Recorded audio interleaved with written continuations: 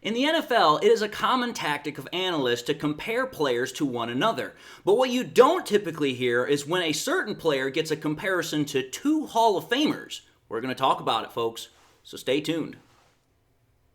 What are we? What makes us what we are and what we're going to be? It's grit. It's what we started with last year, guys. It doesn't matter if you have one ass cheek and three toes. I will beat your ass. Can definitely compete with the big dogs. 10-5, end zone, touchdown, Detroit Lions. You guys are unbelievable, man. I'm telling you. We are driven by Detroit. Hello, Detroit Lions friends and family members. Welcome on back to yet another episode of MCM Motor City Mania. I'm your host, David T. Pike. And as always, we're diving on in. My friends, I always love when Lions players get some sort of recognition. And I always love it when it's something that is exceedingly rare, exceedingly hard to do, something that puts the spotlight on our players. Because I believe our players deserve to have that spotlight. They deserve to have that recognition. Because we have some truly damn special players. Now, in regards to this episode here today, what I'm going to be talking about is how two different head coaches, John Gruden and Dan Campbell, one being a current head coach, the other one being a former, they have both made very bold statements, which I can guarantee you this, that anybody in the NFL would be simply looking at those statements and probably just be like, holy cow. Because I know that's the case because when those statements were made, they were literally all over the news everywhere. Now, part of that is the fact that, let's just call for what it is, whenever Dan Campbell opens his mouth, people pay attention. I mean, he's become an absolute media celebrity. I mean, there are sound bites of him that people use in memes. They use it in a whole bunch of different stuff. And on top of that, he's one of the most easily recognizable head coaches in the NFL. I mean, to put it in perspective, the guy literally does Applebee's commercials. That's how damn, recognizable he is. That's also how much of a media celebrity, like I said, he is. So obviously everybody knows that when Dan Campbell is in front of a microphone, everyone's going to listen, everyone's going to pay attention because you never know what he's going to say. And typically, it's going to be pretty good. Well, recently, Dan Campbell, and again, I'm not just talking about Dan Campbell, I'm also talking about John Gruden, but both of these men, they made rather bold statements that definitely got the media's attention. And in turn, the rest of the NFL's attention. Now, let's start with Dan Campbell. What did he say? Dan Campbell has recently been asked quite a bit about the performance of quarterback Jared Goff. Like, I've been watching several of, the media sessions where he's, standing behind that big podium and he's talking to the reporters, and there always seems to be some sort of a question that comes up in regards to what he thinks of how Goff is playing, what are his thoughts on it, and also there are other people that are outside of the organization that constantly ask him that question. He's been asked it quite a bit. Well, as fate would have it, he got on the Rich Eisen show, and once again, the topic kind of turned towards Goff and about his thoughts on how Goff was playing. And this statement that Campbell made is a rather long one, but oh good Lord, does it absolutely just kind of like, open up a whole mess of conversation that people are starting to have, and also people are starting to think upon. What was the quote that he specifically said? Here's what it was. And again, I'm probably going to have to break this up into 2 or 3 segments of where, the media is coming in and out, but please bear with me. Here was the quote. Campbell said, "I was fortunate to be around Drew Brees as a player and as a coach for a combination of 6 years. When you're around that type of player, it's rare. To see the professionalism, the work that goes into it, the process, the competitiveness. And there's things about Goff that remind me of him. He's got a workman's attitude. He's blue collar in that way. A quiet confidence. He doesn't get frazzled. He's tough. He's seeing it." Okay, that was a long, long quote. But what is that quote in essence coming down to? What Campbell is in essence saying in that quote is that he sees similarities in how both Jared Goff go about handling his business and how Drew Brees went about handling his when he played. What in essence Dan Campbell is talking about here is that Jared Goff and Drew Brees are of a similar workmanship mindset. They are of a similar professionalism. They have the same mindset about, okay, we're going to go out, we're going to put in the work, and we're going to let our play on the field do the talking. And I mean, you have to think about it. Drew Brees, as long as he was in the NFL, I don't really recall him ever making any, media splashes with certain kinds of words. The man just went out and did his job. And I mean, the guy did his job rather damn well. I mean, he's going to be a Hall of Famer. So there's that. Well, think about Jared Goff. Goff doesn't really say anything to the media that's going to catch anybody's eyebrow. He's not going to say anything that's going to draw a whole lot of attention either to himself or to other people, because that's not what Goff does. And Goff has definitely had chances to do this, especially with the Rams games, the playoff game. He's had chances to where he could have made it about him. But in essence, what he has done is he's tried to deflect attention away from himself and been quiet. So what Campbell is saying is that these two men, they have very key similarities. Now, here's what I'm going to say. Not only is Campbell saying that, I'm going to put in perspective that I believe that there's more to it than that. Not necessarily in what Campbell was thinking or saying, but I believe that, when you start looking at it, there's more comparisons between these two gentlemen. Now, I know some people are going to say, well, David, is it entirely possible that, Campbell's just kind of overhyping his quarterback, just trying to, make him look good? I mean, it's possible, but let's actually take a look at the evidence here. Let's take a look here. And I'm going to go through this rather quickly because I've got other stuff in this episode I want to get to, but let's just consider the track record, the career arcs, if you will, of Drew Brees and where Jared Goff has been so far. Both of these quarterbacks had to overcome adversity very early on in their careers. I mean, you go back to Drew Brees. Drew Brees was freaking in San Diego back when they were the San Diego Chargers, not the LA Chargers. What happens? He's out there, he's playing pretty well, then all of a sudden, the Chargers draft Phillip Rivers. Brees didn't necessarily, like that. He said it was the worst decision the Chargers could have made in the 2004 draft. And so what happened is that, okay, you had a quarterback controversy in the San Diego locker room. But it wasn't necessarily a quarterback controversy as far as who was going to play among the coach itself. It was a controversy between the head coach and the GM. Marty Schottenheimer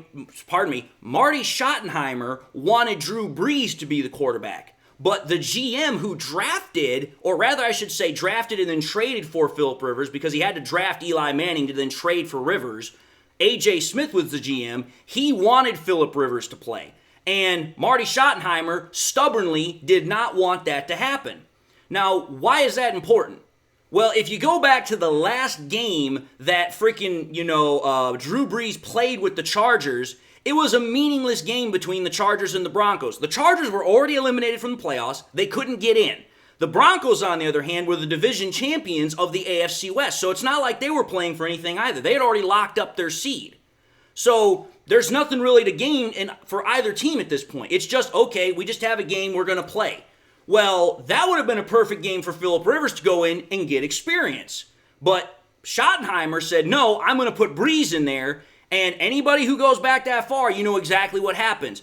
Freaking Drew Brees, he gets stripped from behind, the ball gets popped out, he goes and dives on the ball, or he tries to, and he winds up getting his shoulder absolutely wrecked. His labrum is fully tore, he has a severe torn rotator cuff, and that was a huge bit of adversity he had to go through because there were a lot of people that at that time thought his career was over.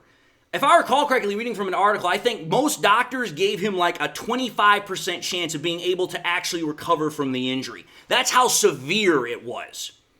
So that was Brees's, adversity that he had to deal with early on in his career.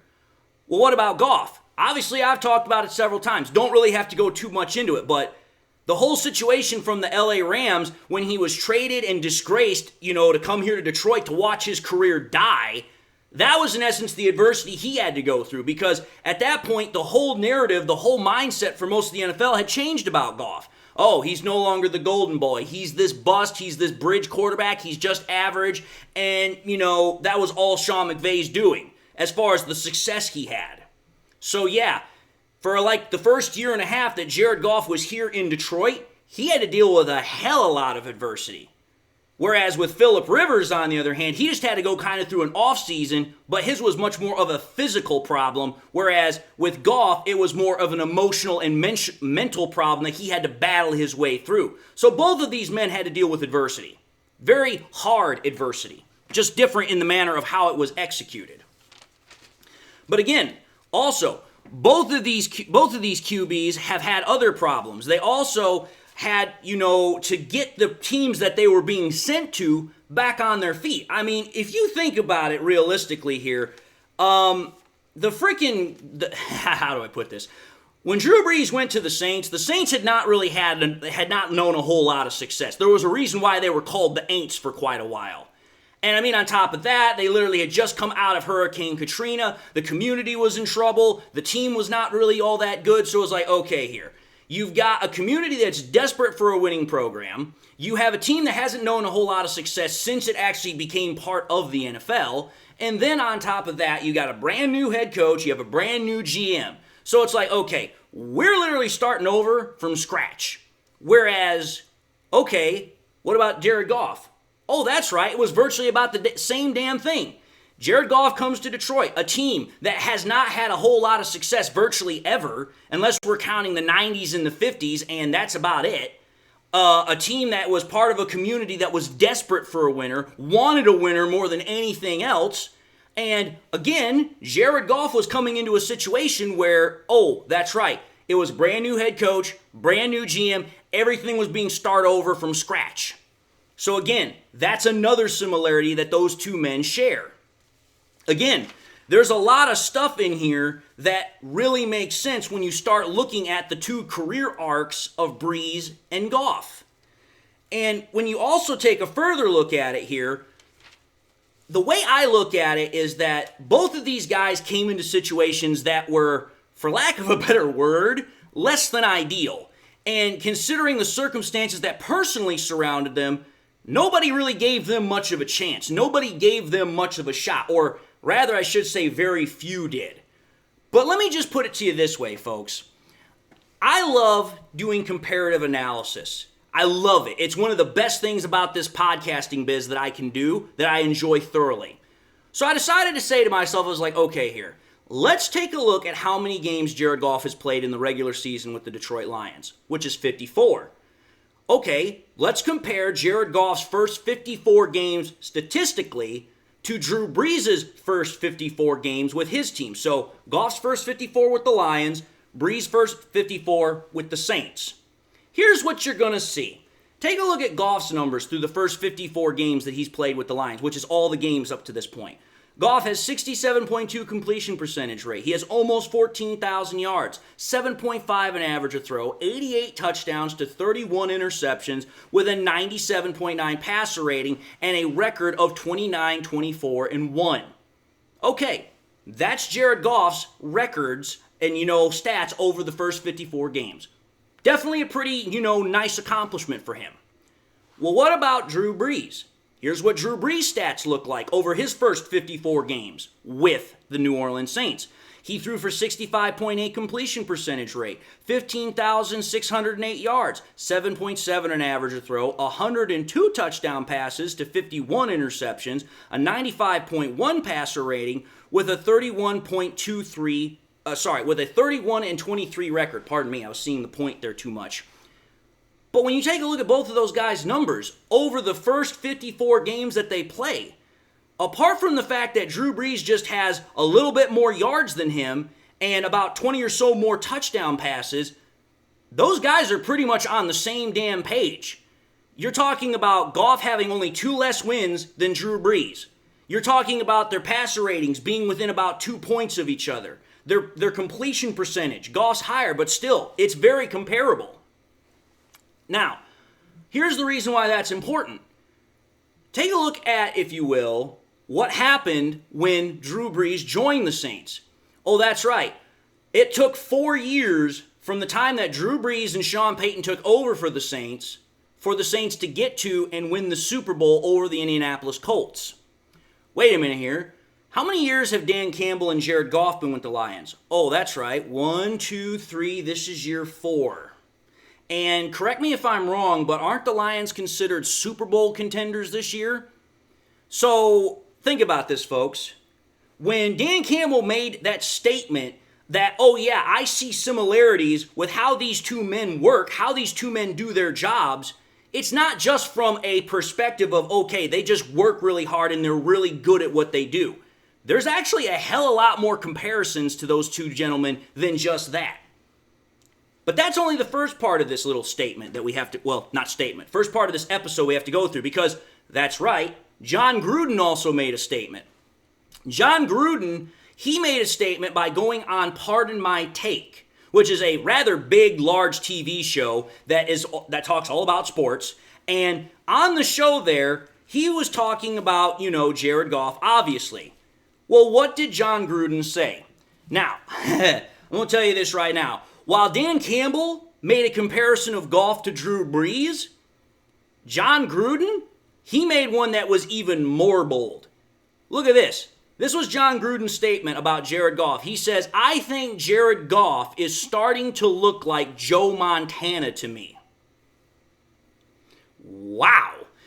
You want to talk about one of the most extremely lofty compliments that you could possibly get. Not only from Dan Campbell, but from freaking John Gruden. Think about it, folks. These guys are very respected for what they do. Dan Campbell is a motivator, he's a team builder, he's a culture builder. You take a look at John Gruden. John Gruden, for a number of years, was considered one of the best offensive minds in the NFL. And even still to this day, he has a lot of information about NFL offense that you could gain from. But think about it. Dan Campbell pretty much compares Jared Goff, at least in one sense, to one of the most prolific passers over the last 20-something years. And then John Gruden is saying that Goff is starting to look like the original GOAT, the original GOAT, Joe Montana, the original gold standard of quarterbacks. I mean, dude, you want to talk about just having yourself a day. I mean, Jared Goff must have been feeling like over the moon. I mean, he probably wouldn't have shown it or said anything, but dude, to get that kind of comparison not only from your head coach, but from another head coach that's equally respected, yeah, I'd be feeling pretty damn good about myself. But again, is John Gruden just saying this because it's his opinion, or is there actual evidence to back it up? Just like how I did with Drew Brees and Jared Goff. Funny enough, there is evidence to back this up. Because let's think about this, folks. Obviously, I can't really compare the entirety of Joe Montana's career to Jared Goff. I'm not even going to try that. But here's what I will do. Everybody knows that at least paid attention back to when Joe Montana was playing, remembers the fact that, oh, that's right, between the years of like 1986, 1990, that was when Joe Montana was quite literally playing the best football as a quarterback that anybody had seen. And that was when Joe Montana literally was Joe Cool. Obviously, that nickname had started a little bit before that, but that was literally when he became the embodiment of that nickname. So it's like, okay, here. How exactly then is Mr. Joe Cool comparable to Mr. Perfect? Here's how the comparison starts. Go back to when Joe Montana, was in 1986, 1987, all the way to 1990. 1986, it's a league-shortened year because of a strike. But in that particular year, Joe Montana did not play very well. In fact, he looked rather bad. And then in the playoffs, the 49ers get absolutely trounced by the Giants, 49-3. Okay, so then what happens? 1987, Bill Walsh pulls off a trade to bring in Steve Young. Okay, here. Now that's rather interesting. Steve Young gets traded to the 49ers. And that was in 1987. So wait a minute here. 1987, 88, 89, 90. That's 4 seasons of football, folks. Okay, what was Joe Montana's statistics from 87 to 90? And this is also in comparison to the rest of the league at the time he was playing. I was actually able to figure this out. Joe Montana from 87 to 90 had the number 1 completion percentage rate. He was 3rd in all total passing yards during that period. He was 2nd in terms of passing average per throw, number 1 in passing touchdowns, and number 1 in passer rating. Now, that doesn't necessarily surprise anybody because, after all, Joe Montana was considered, like I said, the original GOAT. But to just show you how damn, outlandishly better he was playing than everybody else, Joe Montana's 64.4%. That's pretty much the average now for today's NFL quarterbacks.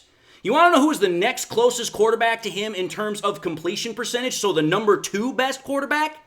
It was Jim Kelly, who had a 60.1%. You're talking about a 4.3% difference. That is a literal universe of difference. And then the passer rating, 97.1. That would be a respectable passer rating in today's NFL. But you want to know the number 2 passer rating over that period of time compared to Joe Montana? It was Warren Moon. Warren Moon was at an 88.3. Dude, that's almost 10 points difference. That shows you just how much damn better freaking Joe Montana was to literally the rest of the league. There was a reason why Joe Montana was the best quarterback. And then on top of that, freaking Joe Montana's 5.9 touchdown percentage to his 2.8 interception percentage was by far and in large the best over that margin. There was nobody that could come close to him. So okay, that's Joe Montana. What about Jared Goff? Now obviously Jared Goff, he got traded, but the Lions didn't trade for a quarterback. They drafted one. See, and here's the other thing that's different. Joe Montana, like I said, in 1986 had a bad year, but Jared Goff actually in 2022, the year prior to when we drafted Hendon Hooker in 2023, he actually played rather well. But think about it, folks. How well has Goff played since the draft was made for Hendon Hooker in 2023? Take a look at these numbers. Jared Goff has a 68.7 completion percentage rate. That's 3rd best over that period of time. He's number 1 in the NFL for most passing yards over that time. 4th in terms of passing average, 5th in terms of passing touchdowns, and 3rd in terms of passer rating. Now, obviously there's not as many 1s and 2s in comparison to Joe Montana, but what I'm trying to get here is that, again, Jared Goff is playing the literal position of quarterback almost better than everybody. There's very, very, very few quarterbacks that can quite literally be on his level over the last year and a half. And if we want to even put it into a much more, concentrated sample, for crying out loud, you just take a look at how Jared Goff has been playing this year. Jared Goff, the first 6 games of this year, he's just been on an absolute damn tear. Take a look at this. In 2024, Jared Goff has done this. He has a 73.6 completion percentage rate. That's 2nd best in the NFL. He's tied 10th with 1,610 yards passing. He's number 1 in the NFL with a 9.3 passing average. He's got 10 touchdowns, which ties for 7th, and a 111.5 passer rating. That's 2nd best in the NFL. Okay, folks. How did Joe Montana do in the first 6 games of 1988? Oh, this is what Joe Montana did. A 61.6 completion percentage rate. Again, still substantially higher than virtually almost anybody else during that time. Almost had 1,400 passing yards, 7.7 average a throw, 10 touchdowns to 6 interceptions with a 90.4 passer rating. Again, still much higher than other quarterbacks during the time. Now, why did I pick Joe Montana's 1988 season? Here's why. Because it was the 2nd season after the 49ers had traded for Steve Young. Again, they traded for him in 87. So 87 had gone by, now we're into 88. Think about it, folks. Hendon Hooker was drafted in 2023. 2023 has gone by, we're in 2024. Why that's important is because in 1988, the 49ers won the Super Bowl, and they literally destroyed their opponent in the Super Bowl. What I'm trying to get across here is this. When John Gruden said that Joe Montana was what he was and that Jared Goff is starting to look like him, there's actual statistical evidence. There's a lot of comparisons here that you can say, there's actually something here. There's actually something about this that has some validity.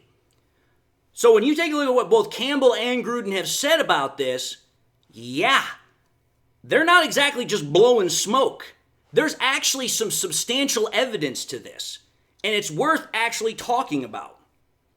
But anyway, I believe I have done my best job to take a look at everything and present the evidence. So having said that, I just want to say thank you all for watching another episode of MCM Motor City Mania. If you like what you saw, by all means, highly encourage y'all to watch the next episode. Also encourage y'all to do one of these three things: like, comment, and subscribe. I also want to encourage y'all, please, to also make sure you hit that bell notification icon at the bottom of the page so that you guys never miss any more content I push out. Also, please share the content with your Lions friends and family members. Share it here on YouTube, share it on Twitter, share it on Facebook, share it anywhere and everywhere.